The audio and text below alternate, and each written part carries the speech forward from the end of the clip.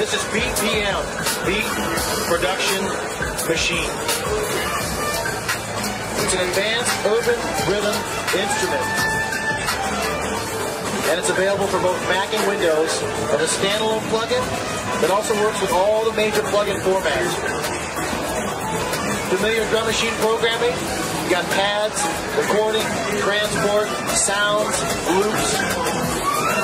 State-of-the-art instrument technology using the award-winning UBI engine. And it's a brand new 15 gigabyte library. All the samples are 24-bit, 96K. There's 10,000 samples, 200 construction kits. Check this out. The whole library was mastered at Sterling Sound in New York City. They went to great lengths to get the best sound quality possible. You start building with these sounds, they already sound like they're mastered, because they are mastered. It's compatible with any pad controller, but today I'm using the Akai MPD 32 pad controller.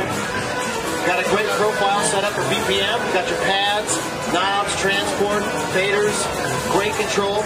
But you can use any control on the market. All of them are compatible with BPM. And of course, its intuitive design make it very easy to quickly create your own beats, patterns, kits, whatever you want to use in your production. Very easy to use inside BPM. Let's take a tour of the interface. That is quite the saxophone over there. I should sample that. Okay. I've got it running inside Digital Performer. And I pull it right up. And of course, immediately you see the pads. You've got to have pads, right? Start clicking on them. We've got 4 banks times 16 pads, 64 pads. In the upper right, this is the browser.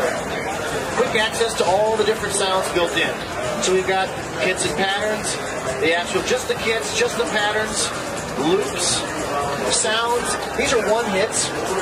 And we've got instruments hand-picked for this sort of urban type instrument. So we've got basses, Rhodes, pianos, synths, keyboard sounds built into BPM.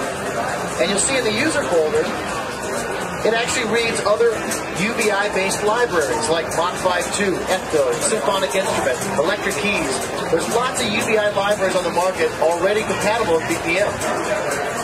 Up here, this is the editor window, step sequencing, piano roll style editing.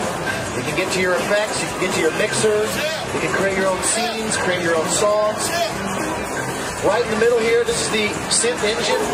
I can do filters, change the envelopes, modify the pitch of individual samples. We'll start building some sounds here in a minute. Down below, this is the transport section. Of course, it locks to the tempo of your host. You can start and stop, Logic, whatever program you're running, Digital Performer.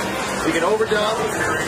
At the top, you have overall volume control, overall tuning, and overall feel of everything coming out. So you can apply NPC swings, you can apply lid drum feel, all about the feel. In this case, I'll take it off so we have the original feel. Okay, so now, let's actually get into loading some of the sounds and check them out. At the top, these are stylistic categories. Go up here a little bit. Acoustic mood, old school. Let's hear some of these sounds.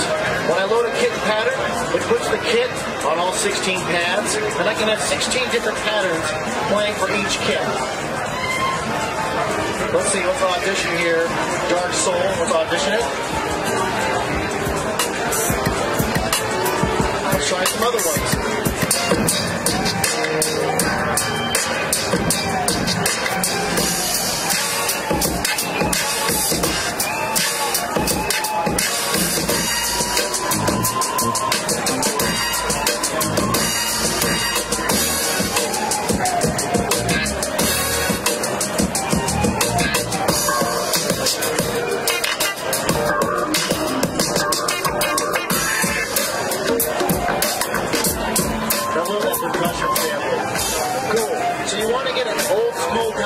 BPM, use the vinyl stuff. There's one other way to get a nice sort of classic sound out of it. It's called SP mode. Does this look familiar to you guys? Yeah, you remember the EMU? SP1200? It's got a great feel. It's got a great, gritty 12-bit sound.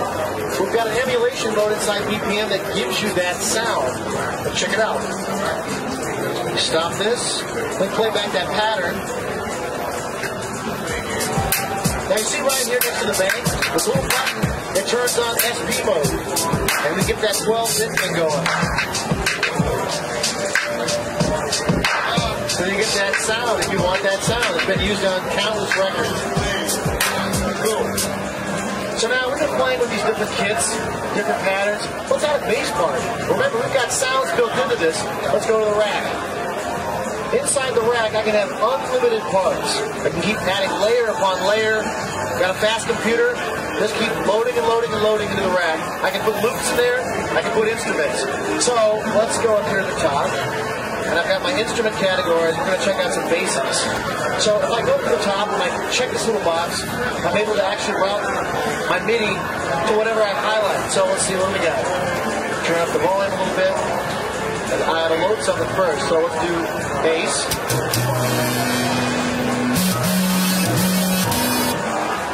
Let's drop the octave. It's a little fuzzy. You know what we can do? Why don't we come in here? We'll add a filter, a low-pass filter. And if I right-click on it, I can attach a MIDI controller. So if I go back to my knobs, let's assign it to this guy right here. So I've got control. Every parameter can be automated.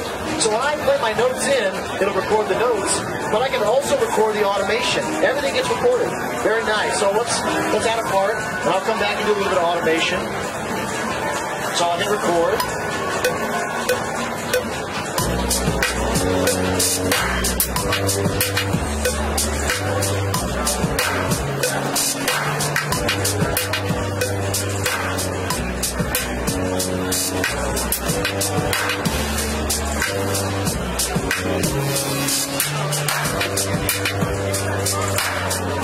Cool.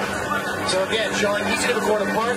By the way, if I scroll down in here, you can see everything's nice and neatly on the grid because I've got quantize turned on, so it's input quantizing my notes.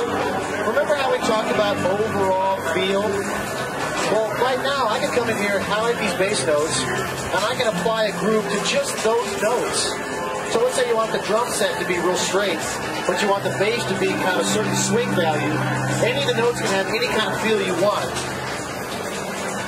Okay, so we're going to do one other thing. I'm going to actually add a different, let's go back to my bank, add a different pattern so we can play them back to back. So if I go up here to the pattern menu, we'll go to the sound, and we'll switch on the fly between two different patterns. So I'll hit play.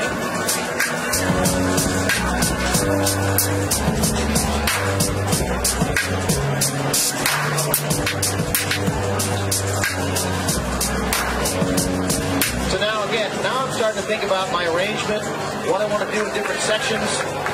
Pull this back. Okay, so here's what I've got.